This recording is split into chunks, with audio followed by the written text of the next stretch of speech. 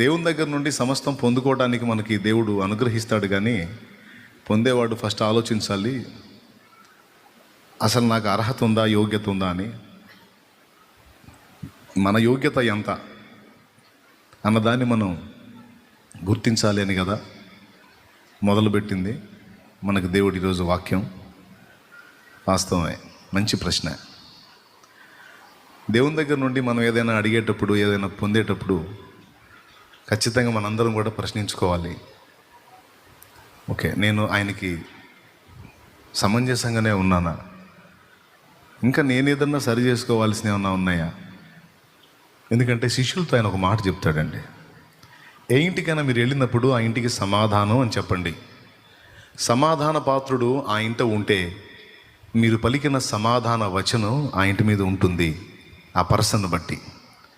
ఒకవేళ ఆ ఇంట్లో సమాధాన పాత్రుడు ఎవడో లేకపోతే మీరు పలికిన సమాధాన వచనం మీకే తిరిగి వస్తుంది అన్నాడు. అంటే దైవ సేవకుడుగా, దేవుని సంబంధులుగా ఒక ఇంటికి అడుగుపెట్టి ఈ ఇంటికి శుభం కలుగునుగాక, ఈ ఇంటికి మేలు కలుగునుగాక, ఈ ఇంటికి సమాధానం కలుగునుగాక అని పలకాలంటేనే ఆ సమాధాన వచనం పొందుకోవటానికి ఆ ఇంట్లో కనీసం ఒక్కరైనా అర్హులు ఉండాలట, యోగ్యులు ఉండాలట. ఆ యోగ్యులను బట్టి ఆ ఇంటి మీద ఆ సమాధానం నిలిచి ఉంటుందన్నమాట సాక్షాత్తు యేసు ప్రభువే పలికిన మాట. సో దేవుని దగ్గర నుండి పొందగోరేవాడు దేవుడు బలవంతుడు, సర్వశక్తుడు అని నమ్మటం మాత్రమే కాదు, పొందడానికి దేవుని అర్థించే వ్యక్తి తన యోగ్యత ఏంటో కూడా తెలుసుకొని దేవుని అర్థించాలి. యోగ్యత ప్రకారం పరిశీలించుకుంటే మనలో ఎవరు అర్హులం కదా ఆయన ముందుకు వెళ్ళటానికి, ఆయన దగ్గర నుంచి పొందుకోవడానికి.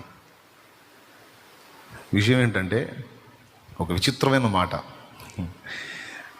మన అయోగ్యత ఎంతో మనం గుర్తించటమే దేవుని ముందు మనం పొందటానికి యోగ్యత.